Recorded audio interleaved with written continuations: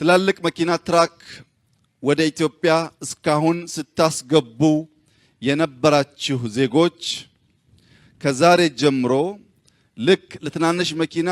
ከኢቪ ካር ኤሌክትሪክ ካር ውጪ ማስገባት ታግዶ እንደቆየው ከዛሬ ጀምሮ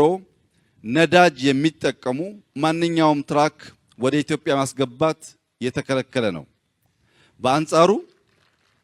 በአንጻሩ ማንኛውም የግል ባለሀብት ጋዝ የሚጠቀሙ ቦቴዎች፣ ትራኮች የሚያስገባ ከሆነ በእኛ በኩል ዲዩቲ ፍሪን ጨምሮ አስተማማኝ ድጋፍ የሚደረግላችሁ ሲሆን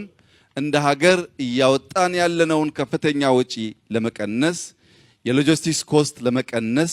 ትራንስፖርት ለማሳለጥ የግሉ ሴክተር ከዚህ ቀን በኋላ